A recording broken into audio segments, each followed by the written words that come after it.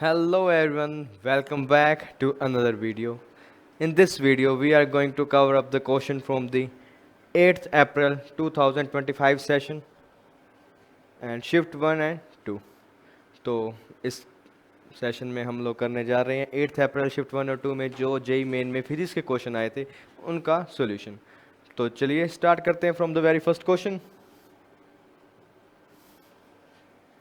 तो here it is हमारे सामने पहला क्वेश्चन। तो देखिए,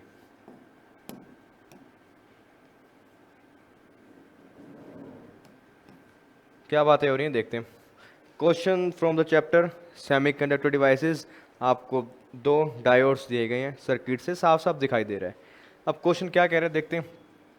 find output voltage in the given circuit. Input आपको गिवन है, यहाँ से भी इनपुट आपको गिवन है। You have to found what will be the output, कि कितना आउटपुट होना चाहिए। तो देख लेते हैं। तो जब कभी आपके पास सर्किट में डायोड्स आते हैं, that time what you always do one thing. आप चेक करते हैं कि डायोड आपके रिवर्स बायस है या फॉरवर्ड बायस है, राइट। तो मैं बायसिंग चेक करता हूँ।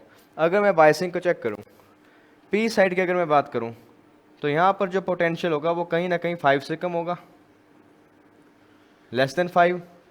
ओके, एन साइड की बात करूँ तो ऑलरेडी 5 है। इट मीन्स पी साइड में लो पोटेंशियल, एन साइड में हाई पोटेंशियल। इट मीन्स तो आपके पास ये पूरे का पूरा जो डायोड होगा that will be in reverse bias, और रिवर्स बायस में ये बिहेव करेगा as an open circuit. Open circuit means आप ऐसा एज्यूम कर सकते हैं कि यहाँ कुछ है ही नहीं, ये ब्रांच ही नहीं है आपके डायग्राम में। अगर ब्रांच नहीं है तो इस ब्रांच को रिमूव कर दो, इग्नोर कर दो।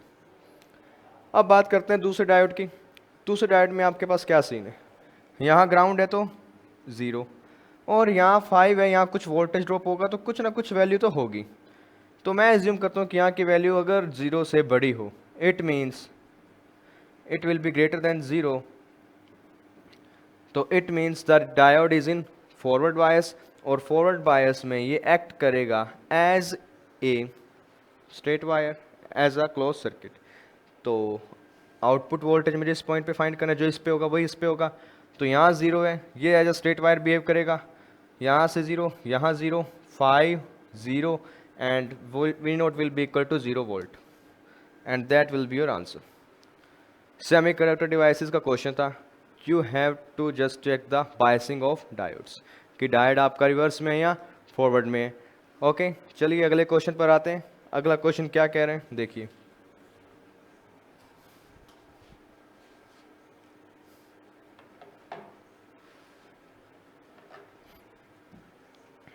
तो एरर्स की बात हो रही है, एरर पार्ट से आपके पास एक क्वेश्चन आया। तो क्वेश्चन देखिए, a fraction error in X Y Z are 0.1, 0.2 and 0.5। आपके पास कोई भी एक फिजिकल क्वांटिटी गिवन है। फिजिकल क्वांटिटी का फॉर्मूला ये रहा, X raise to power -2, Y raise to power 3/2, Z raise to power -2/5। आपके पास एक फिजिकल क्वांटिटी गिवन है। You have to find maximum fractional error, कितना पॉसिबल है इस पूरी में। अगर आपको गिवन है डेल एक्स बाई एक्स, यानी fractional error of X given है आपको 0.1, fractional error of Y given है 0.2, fractional error of Z given है 0.5। तो इन सभी का यूज़ करते हैं यहाँ पर। जब मैं एज्यूम करता हूँ कि कंप्लीट क्वांटिटी ए के बराबर है, मुझे अब कंप्लीट क्वांटिटी का फ्रैक्शनल एरर फाइंड करना है। तो ऐसे केस में आप लोग क्या करते हो, fractional error of complete quantity will be equal to जो पावर है multiply into fractional error of the quantity plus इसकी power 3/2, fractional error of the quantity, यहाँ डेल एक्स आएगा, यहाँ del Y, plus fractional error of this quantity multiplied by 2/5। तो सभी values को आप लोग यहाँ इंसर्ट कर देंगे और सोल्व कर देंगे। Fractional error in the quantity will be given as 2 multiplied by del X by X की वैल्यू आपके पास 0.1 plus 3/2, del Y by Y की value 0.2 plus 2/5 multiplied by 0.5। 0.1 0.1, you will get 0.2 plus 0.3 plus 0.2, तुम्हारा final answer आता है 0.7। तो यही तुम्हारा फ्रैक्शनल एरर होगा पूरी की पूरी क्वांटिटी में। और 11 ऑप्शन एरर का क्वेश्चन था, पहले भी आ चुका है इस सेशन में, और सिंपल क्वेश्चन था। एरर के क्वेश्चन यूजुअली क्या होते ही ईजी हैं। आपके पास एक दो फॉर्मूला स्पेट होते हैं, आप उन्हीं का यूज़ करके एरर फाइंड आउट करते हो। अब आगे की बातें, तो अगला टॉपिक क्या कह रहा है देखिए। For a nucleus having mass number A, आपके पास एक न्यूक्लियस है, आपको गिवन है ए उसका मास नंबर है, okay, and radius R, R आपको रेडियस गिवन है, मास डेंसिटी रो गिवन है। Then choose the correct option, correct option choose करना है। क्या बातें हो रही हैं, rho is independent of A, density depends on A raised power 1/3, density depends on A cube, density depends on A. Nuclear density is independent, nuclear density आपके पास हमेशा इंडिपेंडेंट होती है मास नंबर के, it does not depend upon mass number. तो आपके पास option number 1 pure theoretical question. Even board की नॉर्मल क्लासेस में सिंपली बताया जाता है कि न्यूक्लियर डेंसिटी जो है वो किसी पर भी डिपेंड नहीं करती। न्यूक्लियर डेंसिटी ना ए पर डिपेंड करती है ना किसी और चीज़ पर डिपेंड करती है। आपके पास चाहे छोटा न्यूक्लियस है चाहे बहुत बड़ा न्यूक्लियस हो, nuclear density will remain same and it has a fixed value which do not vary. तो आपका option it is independent of A. अगर रेडियस की बात हुई होती, अगर रेडियस की बात होती तो हम लोग ये फॉर्मूला यूज़ कर देते, ए रेज़ टू पावर 1/3, बट ऐसा कुछ है नहीं, हमें ये यूज़ नहीं करना। रेडियस का तो कोई सीन ही नहीं है, तो रो का सीन था, दे दिया। हो सकता था यूजुअली आप कंफ्यूज हो जाते, रेडियस का फॉर्मूला यहाँ भी गिवन है ए रेज़ टू पावर 1/3, आप ये अप्लाई कर देते, बट आप गलत हो जाते। Nuclear density is independent of mass number. अब आगे, देयर आर 2 चार्ज्ड स्फीयर्स, आपके पास 2 स्फीयर हैं, radius r and 3r। Sphere having radius r, another sphere having radius 3r। when the spheres are made to touch either, जब आपने दोनों को touch करवा दिया, and then separate, उसके बाद आपने कर दिया इनको separate, okay, the surface charge density become sigma 1 और सिग्मा 2। इसकी सरफेस चार्ज डेंसिटी सिग्मा 2 बनती है, इसकी सिग्मा 1 बनती है। Find the ratio of sigma 1 and sigma 2। तो सिग्मा 1 सिग्मा 2 फाइंड कर देते हैं सरफेस चार्ज डेंसिटी से। हमें पता है सिग्मा 1 यानी सिग्मा क्या होता है, charge density is what, charge upon में एरिया, सरफेस एरिया आएगा क्योंकि स्फीयर है आपके पास, ओके। सरफेस चार्ज डेंसिटी मैं एज्यूम करता हूँ कि पहले वाले पर चार्ज है Q1, इस पर charge Q2, Q1 divide by 4πr1 square, sigma 2 will be equal to Q2 divide by 4πr2 square, sigma 1 divide by sigma 2 will be equal to what, Q1 divide by Q2, R1 square और R2 square, okay. R1 और R2 में relation मुझे पता है, but Q1 Q2 का relation नहीं पता, तो वो भी अगर मिल जाए तो मैं कर दूंगा सोल्व। R1 आपके पास R है, R2 आपके पास 3R है। मुझे इतना पता है जब मैंने दोनों को कनेक्ट किया था तो दोनों का पोटेंशियल जो था वो सेम हो गया था।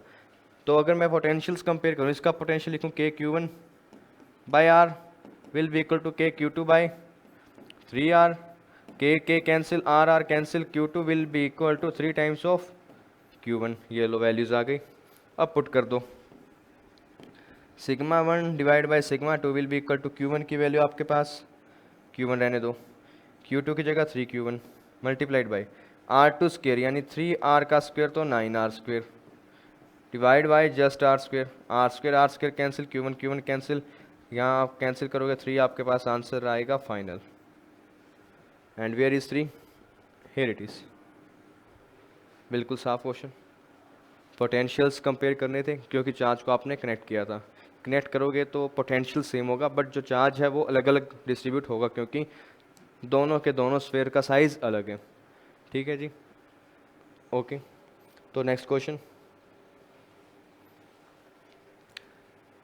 Max height, time of light, projection की बात हो रही है, प्रोजेक्टाइल मोशन का क्वेश्चन है। अब प्रोजेक्टाइल मोशन से क्वेश्चन आपको क्या कह रहे हैं उस पर एक बार नज़र डाल देते हैं। टू बॉल्स आर प्रोजेक्टेड, दो बॉल्स को आपने थ्रो किया विद सेम स्पीड, दोनों के केस में स्पीड सेम है, एट डिफरेंट एंगल्स, एंगल दोनों के केस में अलग अलग हैं आपके पास। If maximum height of first, यानी फर्स्ट की जो मैक्सिमम हाइट है, is equals to 8 times of maximum height of two, वो 8 टाइम्स है सेकेंड हाइट के बराबर, इतना आप कुछ आपको गिवन है। Then find the ratio of time of light of first with second, T1 by T2 का रेशियो आपको फाइंड करना है। तो मैं एक बार T1 बाई T2 की वैल्यू देख लूँ क्या होगी। अगर मुझे याद हो टाइम पीरियड का फॉर्मूला आपके पास क्या होता है, 2u साइन थीटा बाई जी, तो यहाँ मैं अप्लाई करता हूँ T1 की वैल्यू कितनी होगी, 2u sine theta 1 divide by G, T2 की वैल्यू पुट करोगे 2u साइन थीटा 2 और G, 2u G cancel, T1 by T2 will be equal to sine theta 1 divide by sine theta 2। ठीक है, अब मुझे सिर्फ साइन थीटा 1 साइन थीटा 2 की values मिल जाएं तो क्वेश्चन सोल्व है। अब वैल्यूज़ फाइंड आउट कर लेते हैं। वैल्यू कहाँ से फाइंड करोगे, यहाँ से। H1 का फॉर्मूला यानी maximum height is equal to what, U square sine square theta 1 divide by 2g will be equal to 8 times of U square sine square theta 2 divide by 2g, जो terms cut रही हैं काट के फेंक दो, 2g cancel, U square cancel, sine theta 1 divide by sine theta 2, sorry square में अभी, square will be equal to 8 by 1, okay 8 by 1 है, तो sine theta 1 by sine theta 2 करूँ तो मैं it will be equal to root 2 by 1, और यही तुम्हारा आंसर, फोर्थ ऑप्शन, बिल्कुल साफ साफ। हाइट्स का रिलेशन गिवन था, हाइट के रिलेशन से मैंने वैल्यू फाइंड की, इस वैल्यू का यूज़ करते हुए टाइम ऑफ फ्लाइट का रेशियो दिया, बिल्कुल basic question. Time of flight, height, इनके फॉर्मूलाज का यूज़ करवाया गया। चलिए अगले क्वेश्चन पर जाते हैं। तो अभी तक हमने अराउंड 5 क्वेश्चन करें, और क्वेश्चंस का अगर लेवल देखूं तो ज़्यादा कुछ हाई नहीं था, नॉर्मल वही लेवल पिछले जो 1-2 सालों से चलता आ रहा है। अगर पुरानी बातें करें, पुराने जेई मेन में लेवल काफ़ी थोड़ा सा टफ हुआ करता था, क्वेश्चन थोड़े क्रिटिकल आया करते थे, लेकिन पिछले 2-3 साल में थोड़ा सा जो है पैटर्न चेंज होता जा रहा है, और थोड़ा थोड़ा सा ये नीट की तरफ शिफ्ट होता जा रहा है। इतना भी नहीं हुआ, हालांकि आज भी क्वेश्चन डिफ़िकल्ट आते हैं एग्ज़ाम में, but comparatively to previous time questions का लेवल थोड़ा सा तो डाउन हुआ है टाइम के साथ। चलिए तो अगले क्वेश्चन पर आते हैं। आपको गिवन क्या है, linear charge density lambda is equal to nano coulomb per metre of a wire having charge Q which is passing through a body diagonal, ठीक है, of side length √3 centimetre, find the flux through the cube. तो diagram क्या कह रहे हैं देखो,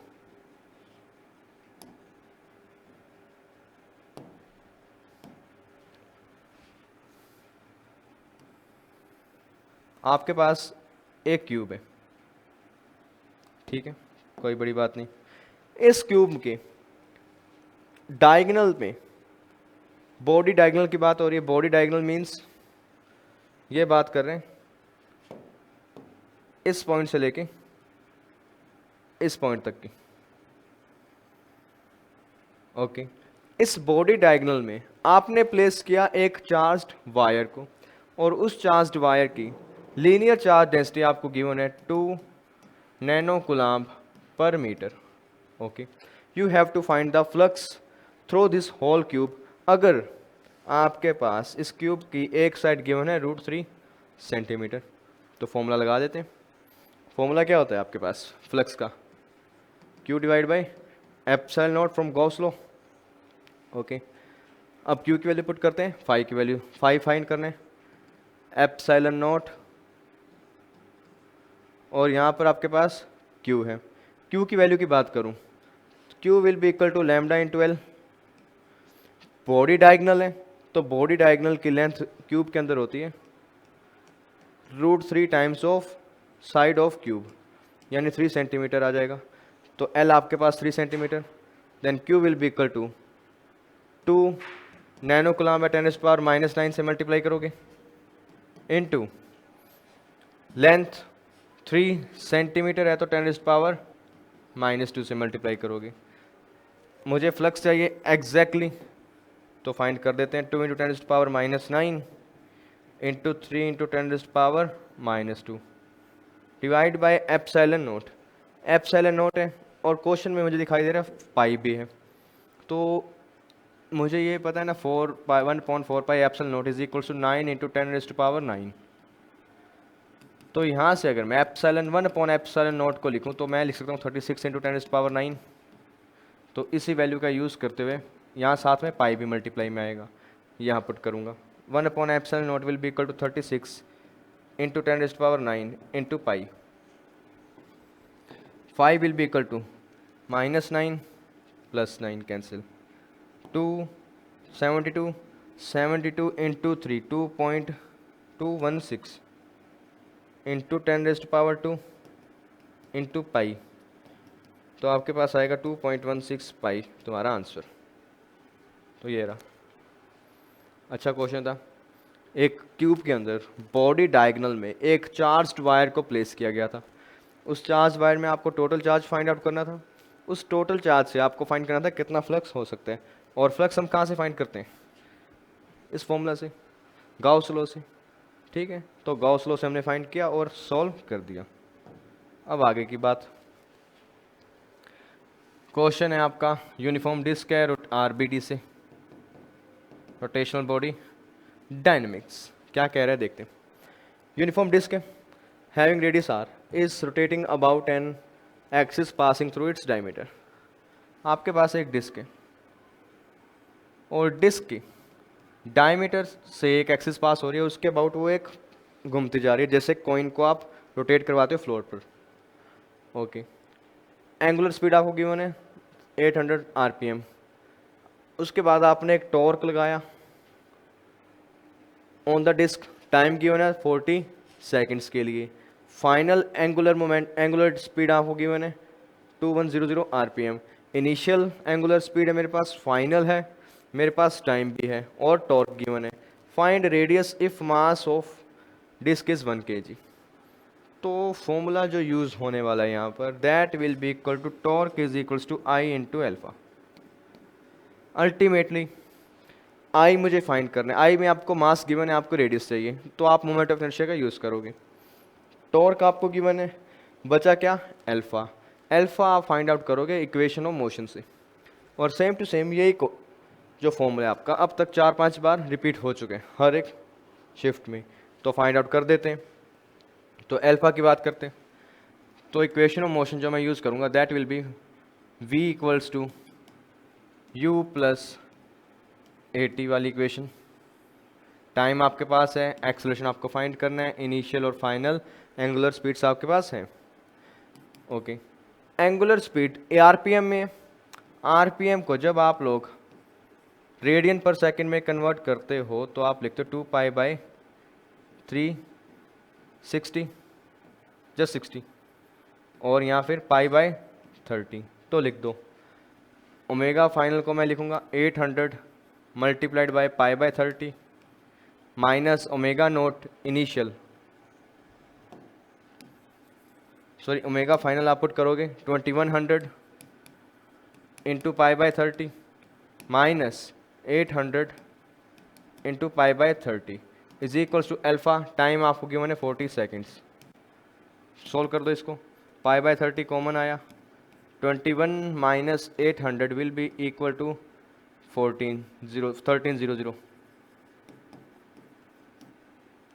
will be equal to alpha multiplied by 40, 0 cancel 0 ये गया, तो आपके पास आया 13π/4 डिवाइड में आएगा 12। ये आती है आपके पास अल्फा की वैल्यू इन रेडियन पर सेकेंड स्क्वायर। अब इसको मैं यहाँ इंसर्ट करवाता हूँ। टॉर्क मुझे कितना गिवन है 25π। आई का अगर फॉर्मूला लगाऊँ, इस एक्सिस के अबाउट जब आप डिस्क को रोटेट करोगे तो उसका मोमेंट ऑफ इनर्शिया होगा mr²/4। m की जगह 1, r मुझे फाइंड करने, divide by 4 into 13π/12, pi pi cancel, 25 into 4 into 12 divide by 13 is equals to r²। 25 into 4 100, 100 into 12 divide by 13 और रूट में, और ये तुम्हारा आर आएगा। तो इसके बेसिस पर जो तुम्हारा आंसर आना चाहिए 10 बाहर आएगा, 10√12/13 इज इक्वल्स टू आर। क्या ऐसा कहीं ऑप्शन है आपके पास? 10 ये रहा, √13 को मैं यहाँ 12 को मैं यहाँ लिख सकता हूँ 4 इंटू 2, सॉरी 4 इंटू 3, तो 4 बाहर आएगा तो यहाँ 20, तो यहाँ बचेगा आपके पास 3, 20√313 आपके पास थर्ड ऑप्शन बन गया। तो ये आपका होगा करेक्ट ऑप्शन। करने का प्रोसीजर मैंने आपको बता दिया। प्रोसीजर में कुछ ज़्यादा खास नहीं, इक्वेशन ऑफ मोशन का यूज़ करना था, वहाँ से एंगुलर एक्सेलरेशन को फाइंड आउट करना था, और उस एंगुलर एक्सेलरेशन का यूज़ करते हुए आपको टॉर्क का फॉर्मूला लगाना था। बस दो बातों का ध्यान रखना था और आपका आंसर साफ और स्पष्ट आपके सामने। अब चलिए अगले क्वेश्चन पर।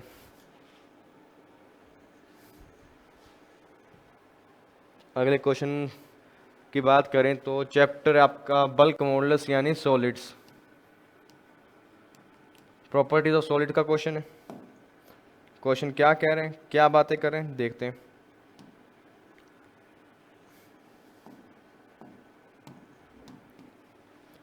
Bulk modulus of a liquid is 2 × 10⁻⁹ pascal. Bulk modulus आपको गिवन है, ठीक है। Initial and final pressure are 1 atm and 5 atm। आपको इनिशियल प्रेशर गिवन है, आपको फाइनल प्रेशर भी गिवन है। Find initial volume of the liquid if change in volume is 0.8 cm3। यानी आपके पास डेल वी की अगर वैल्यू गिवन है तो फाइंड आउट करो रेस्ट बातों को। तो कर देते हैं। देखो मुझे पता है कि बल्क मॉडुलस का जो आपके पास फॉर्मूला होता है that is equals to change in pressure divide by change in volume divide by initial volume. B will be equal to pressure में कितना चेंज है, पहले कितना था 1, बाद में हुआ 5 यानी 4 atm। atm को जब मैं लिखूंगा in terms of pascal 1.01 × 10⁵ divide by change in volume. Change in volume कितना आपके पास 0.8 cm3, ठीक है। ऊपर जाएगा इनिशियल वॉल्यूम और बीट यानी बल्क मॉडुलस की वैल्यू भी आपके पास है। बल्क मॉडुलस की वैल्यू आपको कितने की बने यहाँ पर 2 × 10⁹ और पास्कल में, ओके। तो v का वैल्यू मुझे चाहिए, इनको सॉल्व कर देता हूँ। 2 कैंसिल, 1.01। इसको अगर मैं 1 प्लेस कर दूँ क्योंकि ऑप्शंस में काफ़ी गैप है, यानी 10 की पावर का सीन तो है, तो आप इसको 1 भी पुट कर सकते हो। इसको जस्ट इग्नोर कर दो, यहाँ 5 तो यहाँ 4 आएगा। तो आपके पास जो v की वैल्यू आती है वो आएगी 0.8 × 10⁻⁴ डिवाइड बाय 2, और आंसर है सेंटीमीटर क्यूब में। तो तुम्हारा आंसर होना चाहिए 0.4 × 10⁻⁴ सेंटीमीटर क्यूब, और इसको लिखोगे 4 × 10⁻³ सेंटीमीटर क्यूब। ये रहा तुम्हारा आंसर। सेंटीमीटर क्यूब में ही मैंने सिस्टम को चलने दिया क्योंकि आपके पास वैल्यूज़ भी सेंटीमीटर क्यूब में थी। ज़्यादा बातें कुछ था नहीं इसमें, simple formula based pure theoretical question, कुछ सोचना नहीं था ज़्यादा कुछ। फॉर्मूला में वैल्यूज़ आपको गिवन थी, इंसर्ट करवाना था और फर्दर इसको सोल्व करना था, ठीक है। कोई ज़्यादा लंबी चौड़ी बातें थी नहीं इसमें। अब आगे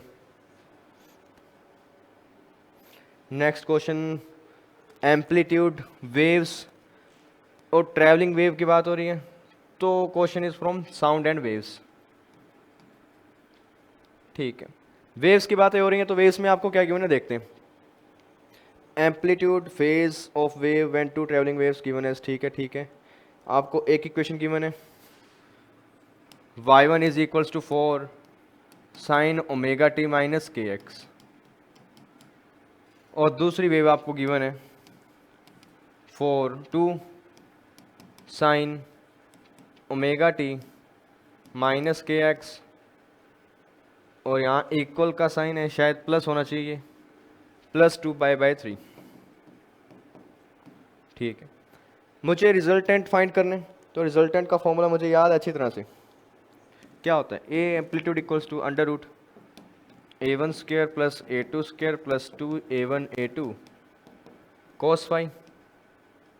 तो सभी वैल्यूज को इंसर्ट कर दो। A1² यानी 4 का स्क्वायर 16 प्लस 2 का स्क्वायर 4, 2 × 4 × 2 इज 16, और cos 2π/3। cos 2π/3 को आप लोग पुट करते हो cos पाई माइनस π/3, है ना। cos पाई माइनस π/3 क्या होता है? Minus of cos π/3, minus cos π/3। तो इन वैल्यूज़ को इंसर्ट करने के बाद मेरे पास आए 20 - 16 cos π/3 इन cos 60 sin 30 डिवाइड बाई 1/2 हो गया आपके पास। 20 - 8 विल बी इक्वल टू √12, और √12 को आप लोग लिखोगे 2√3। तो तुम्हारा एम्पलीट्यूड तो ये रहा। √3 है, नहीं है 6, नहीं 6 भी नहीं, तो √3 तुम्हारा एम्पलीट्यूड। एक पार्ट सॉल्व करते ही क्वेश्चन हो गया। अगर इसका दूसरा पार्ट भी सॉल्व करना है कि फेज डिफरेंस आपको फाइंड करना हो, क्या होगा, तो उसका भी आपके पास फॉर्मूला है, और उसका formula tan phi is equals to b sin theta divide by a + b cos theta. आप इसका यूज़ कर सकते हो, जिसमें b आपके पास 2 होगा, a आपके पास 4 होगा, थीटा आपके पास 2π/3। इन वैल्यूज़ को इंसर्ट करोगे, tan phi की वैल्यू भी आपको मिल जाएगी, और कितनी आएगी? π/6। सिंपल क्वेश्चन था, एम्पलीट्यूड बेस्ड क्वेश्चन, और एम्पलीट्यूड किसका? सुपर पोजिशन करवाने के बाद का। और ये सेम टू सेम यही क्वेश्चन इस पूरी वीडियो सीरीज़ में आपको कई बार मिल जाएगा, कि मैंने 1-2 क्वेश्चन में पहले भी एम्पलीट्यूड ऐसे ही फाइंड किया हुआ है, और वहाँ भी सुपर पोजिशन आया था साउंड वेव्स का।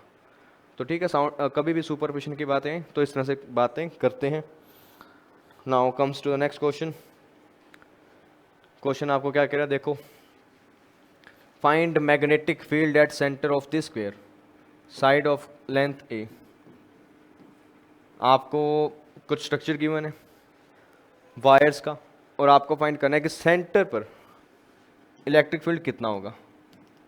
तो जब कभी ऐसा सीन आता है तो magnetic field of a straight wire का फॉर्मूला लगाते हैं हम, μ0I divide by 4π r perpendicular into, इस केस में दोनों एंगल्स 45 होंगे, तो 2 sin 45 आप लोग लिख सकते हो, क्योंकि स्क्वायर का केस है। ओके, ये यूज़ करूँगा मैं। और परपेंडिकुलर डिस्टेंस की बात हो रही है, तो वायर से इस पॉइंट की जो परपेंडिकुलर डिस्टेंस होगी वो होगी a/2, क्योंकि आपके पास लेंथ पूरी की पूरी a है। ठीक है, अब मुझे फॉर्मूला तो पता लग गया, यही यूज़ करना है। अब बात आती है करंट की, कि करंट किस वायर में कितना होना चाहिए, देख लेते हैं। ऊपर वाले सेगमेंट की बात करूं, रेजिस्टेंस R और R सीरीज़ में, तो यहाँ नेट रेजिस्टेंस कितना हुआ? 2R, यहाँ R/2, यहाँ R/2, यहाँ नेट कितना हुआ? Just R। तो मतलब I आपके पास आएगा, 2 पार्ट्स में टूटेगा, और जिस पार्ट में वो टूटेगा उनकी वैल्यूज़ आपके पास होनी चाहिए on the basis of resistance. You can write it as,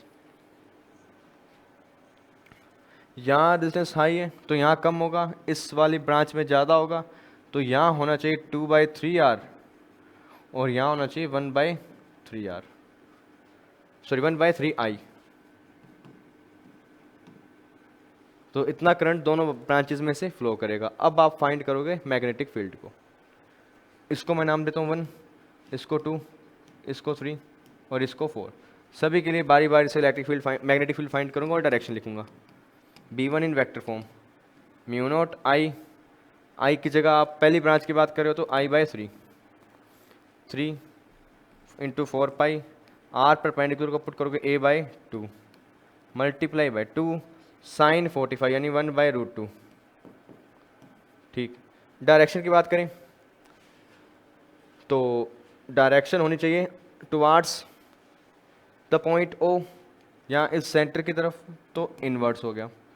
अब B2 की बात करते हैं, म्यू नॉट आई टू, सभी चीज़ें सेम टू सेम, बस दिक्कत कहाँ आएगी, डायरेक्शन लिखने में।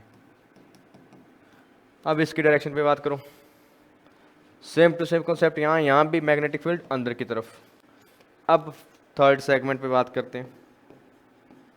थर्ड सेगमेंट में म्यू नॉट आई की जगह पुट करोगे 2i/3,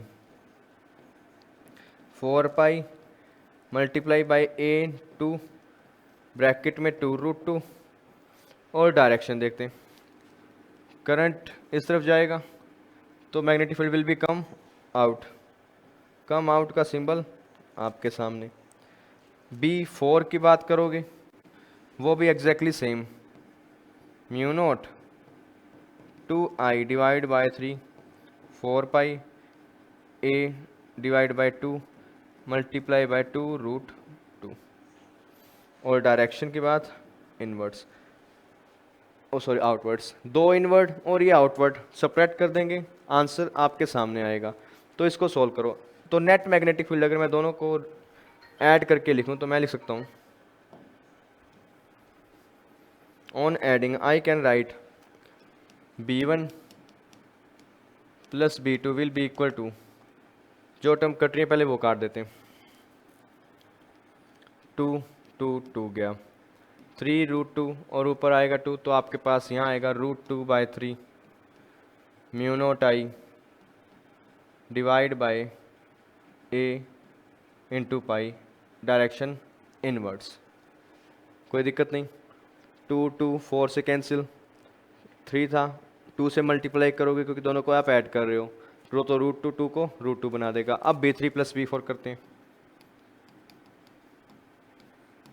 B3 प्लस B4 को सॉल्व करूँ मैं, 2 से 4 गया, ओके, और 4 तो ऊपर आएगा आपके पास 2√2 सॉल्व करने पर, 3 म्यू नॉट आई A/पाई, डायरेक्शन होगी इनवर्ड्स। अब दोनों को सेपरेट करने, 2√2 माइनस √2 हो जाएगा, 2√2 minus √2 will be equal to what, 2√2, आप √2 कॉमन लोगे तो आपका जो फाइनल आंसर आएगा वो आपका आना चाहिए √2/3 mu nought I divide by A/पाई। तो ये रहा तुम्हारा ऑप्शन, एग्जैक्टली सेम। इन दोनों को सेपरेट करोगे क्योंकि डायरेक्शन दोनों की अलग अलग है, मैग्नेटिक फील्ड्स की वैल्यू मैंने बता दी, इनवर्ड्स आउटवर्ड्स दोनों को ऐड करो, सभी टर्म्स कॉमन आएगी, ब्रैकेट में बचेगा आपके पास जस्ट 2 - 1, 2 - 1 विल इक्वल टू 1, और 1 into √2/3 mu nought I divide by A/पाई तुम्हारा आंसर होना चाहिए। अच्छा क्वेश्चन था, और ऐसा एक आध क्वेश्चन पहले भी आ चुके हैं, इस सेशन में नहीं पुराने सालों में, और इसी तरह की स्ट्रक्चर होती है, कॉन्सेप्ट यूज़ होता है आपका magnetic field due to a straight wire. ठीक है, अब आगे की बात करते हैं। नेक्स्ट क्वेश्चन आपके लिए कौन सी कहानी लेकर आया, देखो, a force of 6K cap, आपके पास फोर्स गिवन है 6K cap is applied for time 5/3 second. 5/3 second के लिए आपने एक फोर्स को अप्लाई किया ऑन अ बॉडी जिसका मास है 2 kg,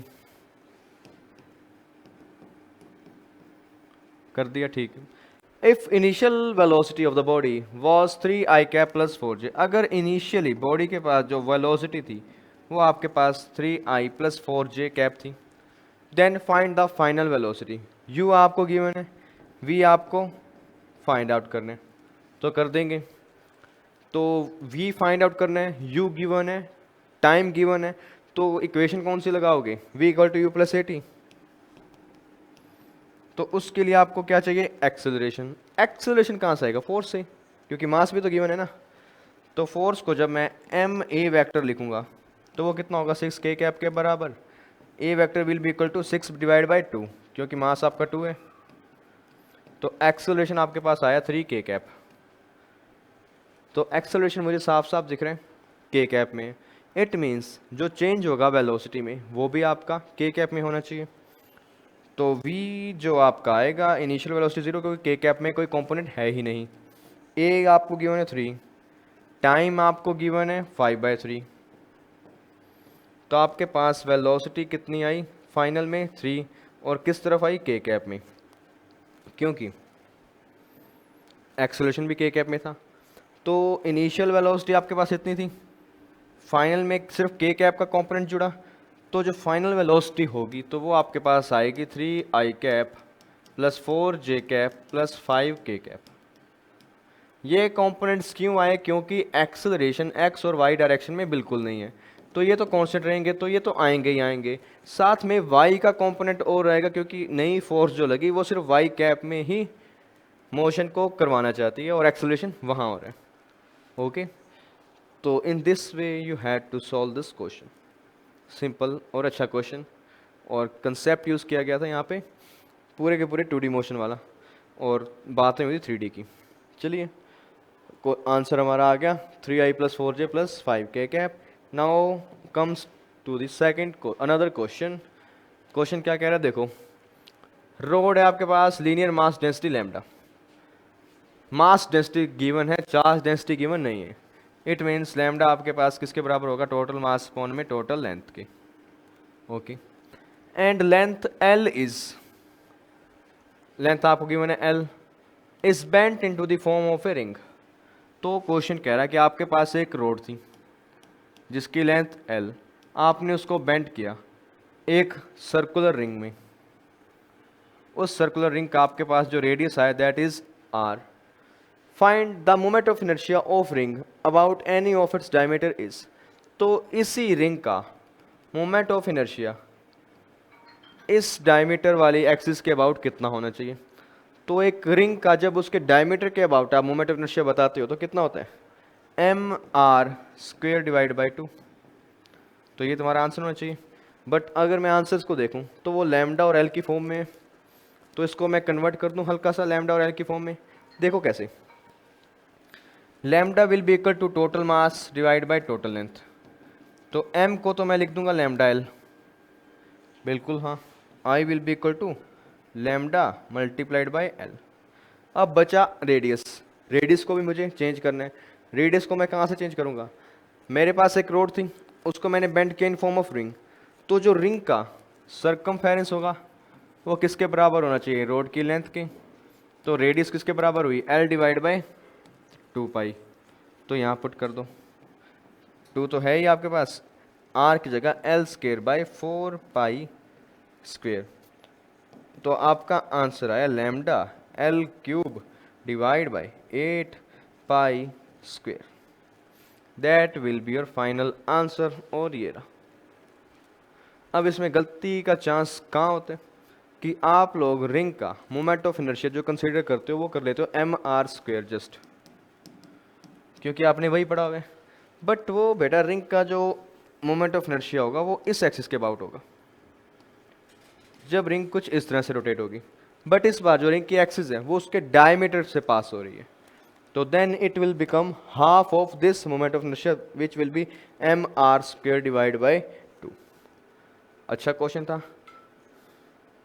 तो इसको ऐसे सोल्व किया जा सकता है। अब आगे की तरफ बात करते हैं। तो स्प्रिंग है, मास है। जब कभी स्प्रिंग और मास दिखते हैं तो दो बातें दिखती हैं, या तो टाइम पीरियड होगा या फिर कहीं ना कहीं कंजर्वेशन ऑफ एनर्जी यूज़ करवाएंगे आपसे। तो देखते हैं कौन सा कॉन्सेप्ट यूज़ हो रहा होगा। Natural length of spring is 2 metre. आपके पास स्प्रिंग है, उसकी नेचुरल लेंथ है 2 metre. Spring is released when it is compressed by 1 metre. आपने स्प्रिंग को कंप्रेस किया 1 मीटर तक और उसको रिलीज कर दिया। Then what is the velocity of block when it is at x distance from its mean position. तो ये बताइए कि आपके पास ब्लॉक का वेलोसिटी क्या होगा जब ये ब्लॉक अपनी मीन पोजीशन से x डिस्टेंस दूर होगा। तो conservation of energy clear cut दिख रहा है। तो देखो कंजर्वेशन ऑफ एनर्जी लगाएंगे, initial will be equal to final. अब इनिशियल की बात करता हूँ। इनिशियली आपने क्या किया, स्प्रिंग को कंप्रेस किया। कितना कंप्रेस किया, 1 मीटर से। ठीक है, कर देता हूँ मैं कंप्रेस। तो लिख दो 1/2 के 1 स्क्वायर। इनिशियली तो पोटेंशियल एनर्जी होगी ना सिस्टम के पास, वो पोटेंशियल एनर्जी कितनी होगी, इतनी होगी। उसके बाद में जब मुझे फाइंड करना है वेलोसिटी, तो उसके पास कुछ ना कुछ काइनेटिक एनर्जी होगी, और साथ ही वो कह रहा है कि जो स्प्रिंग है उसकी डिस्टेंस जो मेन पोजीशन से है वो होनी चाहिए के एक्स स्क्वायर।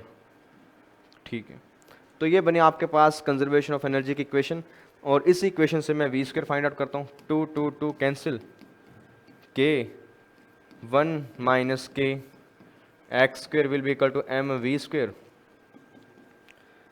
के कॉमन लिया, ब्रैकेट में 1 minus x square will be equal to v square divide by mass आपको गिवन है कितना, 2 kg, और के की वैल्यू आपको कितनी गिवन है यहाँ 200, तो के की वैल्यू को भी पुट कर दो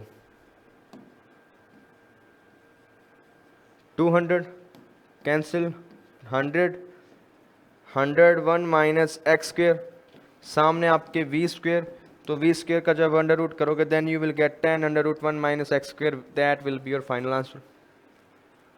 सिर्फ कंजर्वेशन ऑफ एनर्जी को अप्लाई करना था और सोल्व करना था, कुछ नया नहीं क्वेश्चन में, राइट। तो तुम्हारा ऑप्शन ये बन गया, ये गलत, ये गलत, और ये भी गलत। 10 into 1 10 root 1 minus x square. Conservation of energy spring के केसेस में यही बातें होती हैं, या तो कंजर्वेशन ऑफ एनर्जी होगा या फिर आपका टाइम पीरियड का कुछ सिनेरियो होगा। तो चलिए अगले क्वेश्चन की तरफ। क्वेश्चन आपको क्या कह रहे हैं, यंग्स मॉडुलस सॉलिड चैप्टर, पहले भी एक बल्क मॉडुलस का आया था, अब यंग्स मॉडुलस आ रखे हैं। तो देखो 3 मीटर लॉन्ग वायर, रेडियस आपको गिवन है 3 mm, शोज एन एक्सटेंशन आपको गिवन है when vertically loaded by a mass of 50 kg in an experiment to determine Young's modulus. Young's modulus आपको फाइंड करना था, और आपने यंग्स मॉडुलस फाइंड भी कर दिया, कितना, p into 10⁻11, then find the value of p। और यहाँ कुछ और भी लिखे हैं, g को आप 3 पाई लिख देना, ठीक है। तो बात क्या थी, यंग्स मॉडुलस फाइंड करने, और कुछ कुछ बातें गिवन है। सबसे पहले यंग्स मॉडुलस का फॉर्मूला अप्लाई कर देते हैं। यंग्स मॉडुलस का फॉर्मूला आपको क्या कहते हैं, Young's modulus is equals to longitudinal strain upon longitudinal stress. तो स्ट्रेन का formula force divide by area, sorry stress का formula stress divide by strain, और नीचे strain change in length upon में इनिशियल लेंथ। बस वैल्यूज को insert करवा देते हैं। y की वैल्यू आपको कितनी गिवन है, p इंटू 10⁻11, और आपको फाइंड करना है कि p का वैल्यू क्या होगा। फोर्स कितना लग रहा होगा 50 gram, sorry 50 kilogram into g की value 3 pi divide by area, radius आपको गिवन है 3 mm pi r square, mm है तो उसको मीटर में लिखोगे 10⁻⁻6। चेंज इन लेंथ को गिवन है 0.1, उसको मीटर में कन्वर्ट करोगे 10⁻³ इनटू एल, इनिशियल लेंथ आपको गिवन है यहाँ पर 3 मीटर। अब कर देते हैं सोल्व, 3 का स्क्वायर 3 3 कैंसिल, जो टर्म्स कट रहे हैं काट दो, पाई पाई कैंसिल, 0.1 ऊपर गया 10, p into 10⁻11 is equals to 50 10⁻⁻3 -6 ऊपर जाएंगे 10 इंटू 10⁻⁹ 5 इंटू 10⁻11, तो p is equal to 10⁻11 11 cancel, p will be equal to 5, और तुम्हारा ये आंसर। कुछ ही नहीं था, यंग्स मॉडुलस का सीन था, यंग्स मॉडुलस फाइंड करना था और कुछ नहीं, और उसमें भी यंग्स मॉडुलस में भी p का वैल्यू फाइंड करना था। तो अल्टीमेटली यंग्स मॉडुलस को ही डिटरमाइन करना था और हमने कर दिया। जस्ट कैलकुलेशन थी, basic formula based question, solid chapter से 2 क्वेश्चन देखने को मिले। पहला क्वेश्चन बल्क मॉडुलस यूज़ करवाया गया, दूसरे क्वेश्चन में यंग्स मॉडुलस यूज़ करवाया गया, और पहला क्वेश्चन भी थ्योरेटिकल था और दूसरा पार्ट भी थ्योरेटिकल था, कुछ नया नहीं। चलिए अगले क्वेश्चन की तरफ।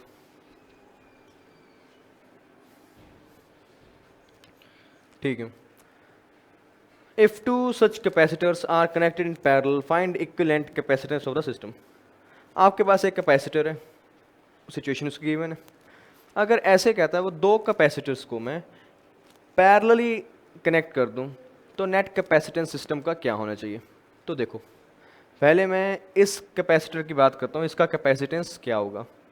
अगर मैं डायग्राम को ढंग से देखूं तो यहाँ पर डाइलेक्ट्रिक प्लेट्स 1 और 2 दो दो दिखाई दे रही हैं। तो इसको अगर मैं रिजॉल्व करूं तो ये डायग्राम कुछ ऐसा बन सकता है आपके पास कि एक कैपेसिटर ऊपर, एक कैपेसिटर नीचे, और एरिया दोनों के लिए हाफ हो जाएगा, इसका a/2 इसका a/2, और डिस्टेंस रहेगा सेम। और ऊपर वाले केस में आपके पास k = 5 आएगा, नीचे वाले में 3। इसका और इसका आप कैपेसिटेंस फाइंड आउट कर दोगे और दोनों को ऐड कर दो क्योंकि दोनों पैरेलल में। तो देखो कर देते हैं, कैसे किया जाता है। पहले आप ऊपर वाले के लिए कैपेसिटेंस लिखोगे तो net capacitance will be equal to C1 + C2, क्योंकि पैरेलल हैं तो डायरेक्टली ऐड होंगे। फर्स्ट वाले का लिखोगे एप्सिलॉन नॉट, एरिया कितना a/2 डिवाइड बाय डिस्टेंस, और k इंसर्टेड है तो साथ में मल्टीप्लाई में 5 भी आएगा, प्लस सेकंड वाले की बात करें epsilon not a/2 d divide में साथ में 3b क्योंकि डाइलेक्ट्रिक प्लेट का है। 5 + 3 8, 4 epsilon not a divide by 2d 2d 8 और 2 4। तो ये तो आपके पास आता है 4 एप्सिलॉन नॉट a/d। अभी तो हमारा आधा काम हुआ है, इसको कहीं टिक मत कर देना गलती से, क्योंकि अभी वो कह रहा है कि ये तो एक कैपेसिटर का कैपेसिटेंस है।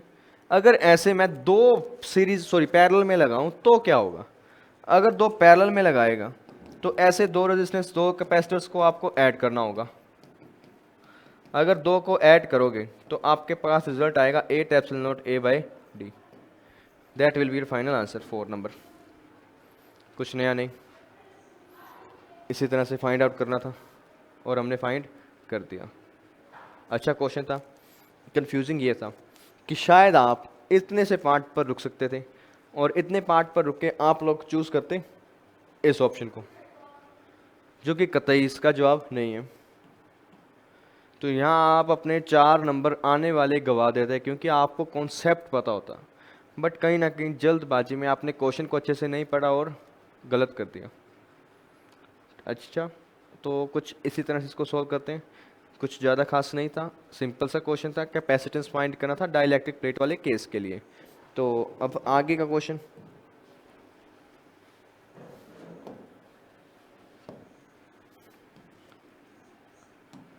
An electron is released in the field generated by non-conducting sheet of uniform surface charge density sigma। आपने एक इलेक्ट्रॉन को भेजा एक शीट के आसपास, ठीक है। The rate of change of de Broglie wavelength associated with electron waves as nth power of distance travelled, find the value of n। Question एक बार पढ़ने पे क्लियर नहीं होता क्या।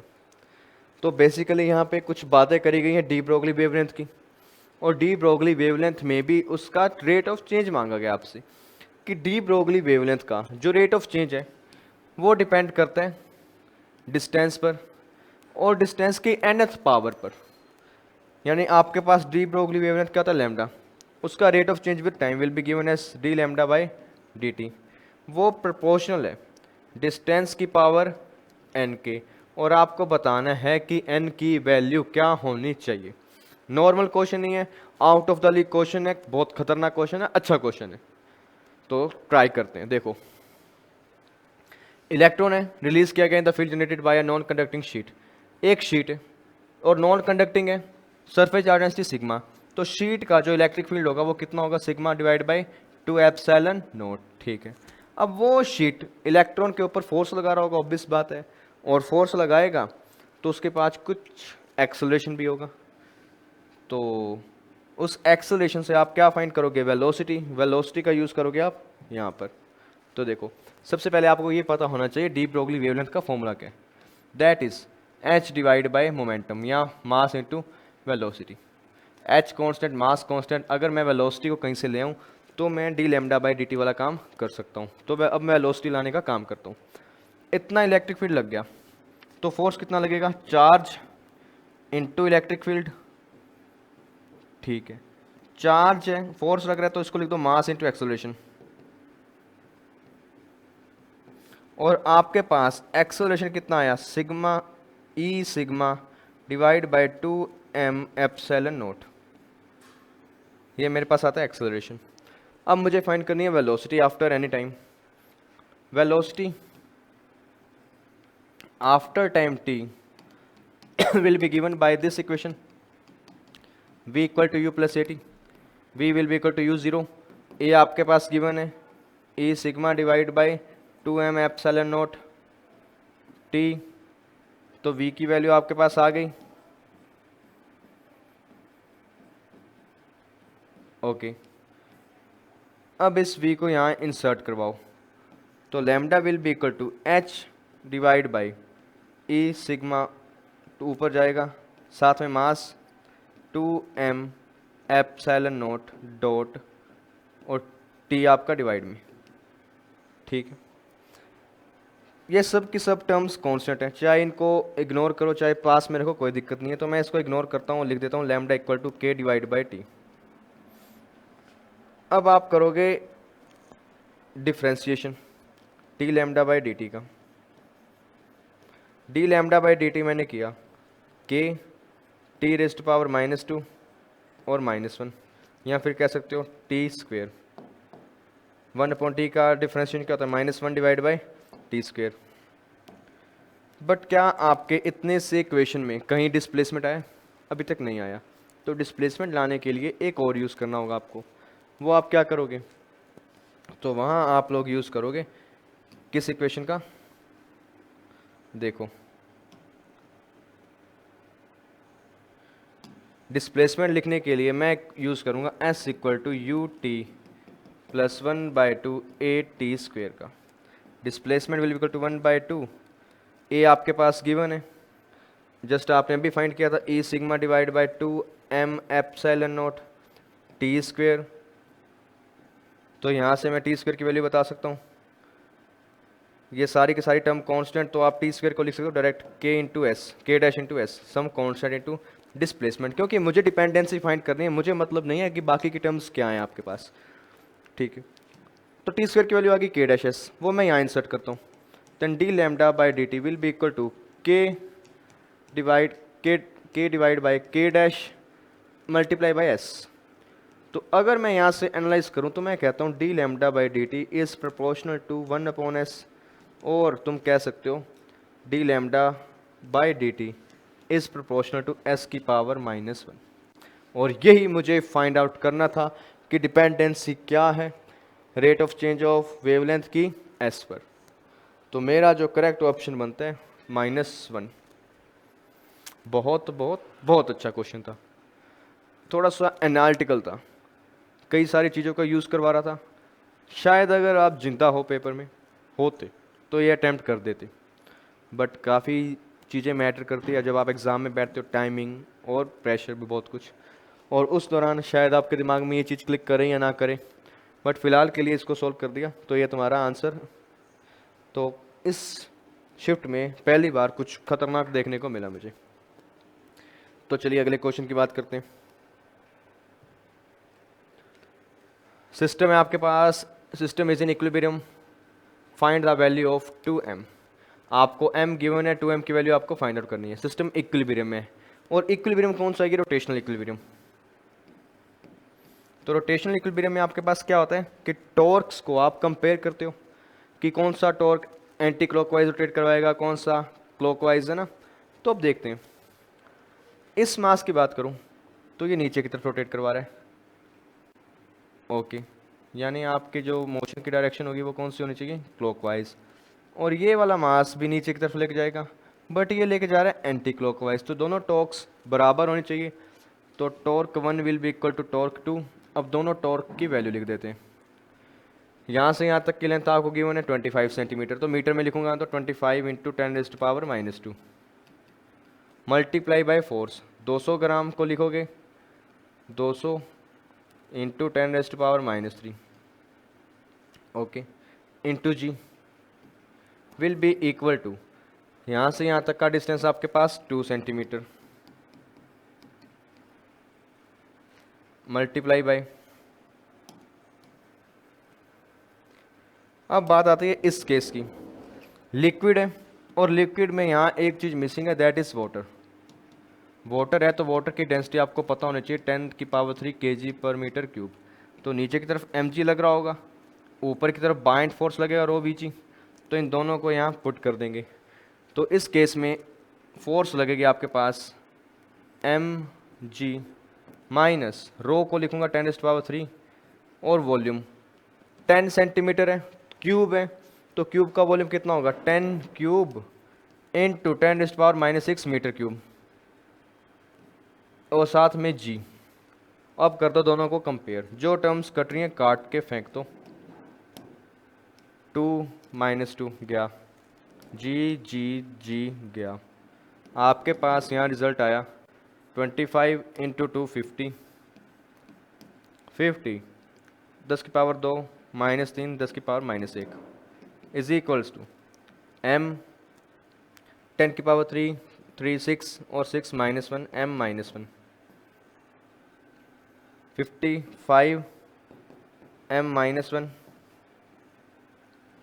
और यहाँ एक 2 भी तो है आपके पास, तो divide by 2, 2.5 will be equal to m - 1, m will be equal to 3.5 और मुझे वैल्यू चाहिए 2m की, तो 2m will be equal to 2 × 3.5 और वो आपके बराबर आएगा 7 के, और यही आपका आंसर। तो सिंपल क्वेश्चन था, इजी था। नेक्स्ट क्वेश्चन की बात करें, so that is it for today. इस पूरे शिफ्ट में अगर बात करें, एक दो क्वेश्चन अच्छे आए थे और बाकी सभी question straight forward formula based थे, तो सभी का सोल्यूशन आपको प्रोवाइड कर दिया। So thank you very much for watching the video.